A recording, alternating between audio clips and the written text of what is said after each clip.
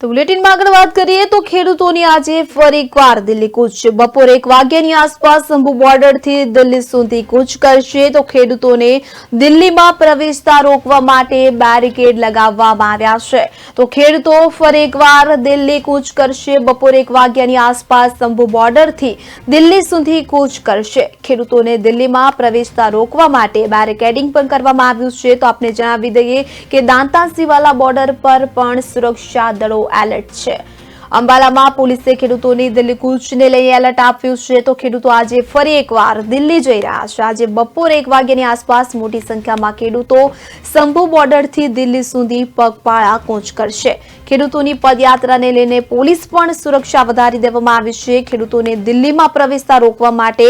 Barricade લગાવવામાં આવ્યા છે આપણે જણાવી દઈએ કે ખેડૂત નેતા સરવનસિંહ પંઢેરના નેતૃત્વમાં 101 ખેડૂતોનું એક જૂથ શંભુ બોર્ડરથી દિલ્હી સુધી પગપાળા યાત્રા શરૂ કરશે તો બીજી તરફ ખેડૂતોની કૂચને ધ્યાનમાં રાખીને અંબાલા જિલ્લા વહીવટી તંત્રે કલમ 163 લાગુ કરી છે કે જે અંતર્ગત આગામી આદેશો સુધી પગપાળા વાહન અથવા તો અને માધ્યમથી કોઈ પણ સરઘસ કાઢવા પર પ્રતિબંધ લગાવવામાં આવ્યો છે અંબાલામાં પોલીસે ખેડૂતોની દિલ્હી કૂચને લઈને એલર્ટ જાહેર કર્યું છે તો હરિયાણા સરહદ પર બહુસ્તરીય બેરિકેડિંગ ઉપર કેન્દ્રીય અર્ધલશ્કરી દળોને પણ તૈનાત કરી દેવામાં આવ્યા છે તો અધિકારીઓનું કહેવું છે કે ખેડૂતોને કૂચ કરવાની મંજૂરી નથી તેથી તેમને રોકવા માટે પૂરતી વ્યવસ્થા કરવામાં આવી છે।